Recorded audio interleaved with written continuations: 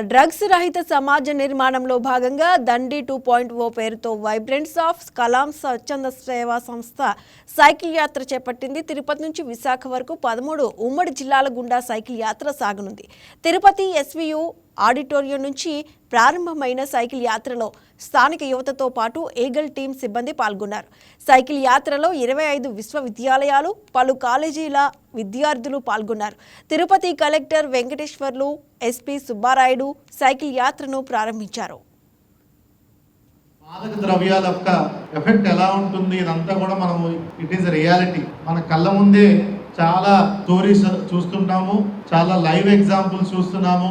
ఎట్లా జీవితాలు, కుటుంబాలు, సమాజం చిన్న భిన్నం అవుతుంది ఈ డ్రగ్స్ వల్ల అనేది కూడా మీరు అందరు చూసుంటారు. మీకు కొన్ని ఎగ్జాంపుల్స్ చెప్తాను. మన దేశంలోనే పంజాబ్ రాష్ట్రం ఒకప్పుడు గ్రీన్ రెవల్యూషన్ అంటే వ్యవసాయంలో ఒక విప్లవాత్మకమైనటువంటి మార్పులు తీసుకొచ్చి ఒక సంపన్నమైన రాష్ట్రంగా వాళ్ళు ఎదిగారు. పంజాబ్ రాష్ట్రం మంచి నదులు ఉంటాయి అక్కడ.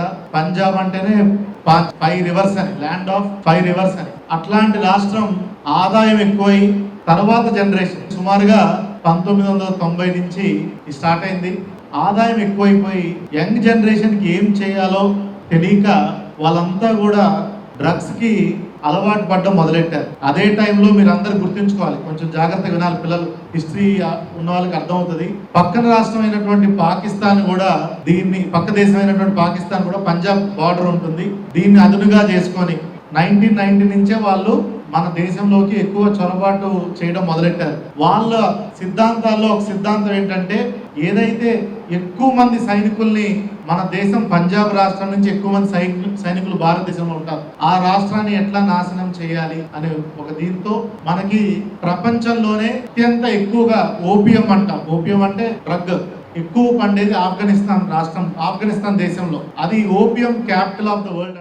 ఈగల్ అనే సంస్థ సపరేట్గా ఒక సంస్థను ఏర్పాటు చేసి ఈరోజు రాష్ట్ర వ్యాప్తంగా అనేక కార్యక్రమాలు ఏర్పాటు చేసి అవగాహన కల్పిస్తున్న ఈగల్ బృందం శ్రీ ఆకే రవికృష్ణ గారికి, ఎస్పీ నగేష్ బాబు గారికి అందరికీ నా హృదయపూర్వక నమస్కారాలు.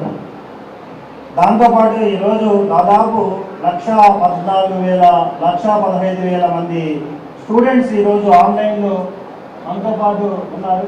వీరందరికీ కూడా నా అభినందనలు. ముఖ్యంగా ఈ కార్యక్రమాల్లో ముఖ్యంగా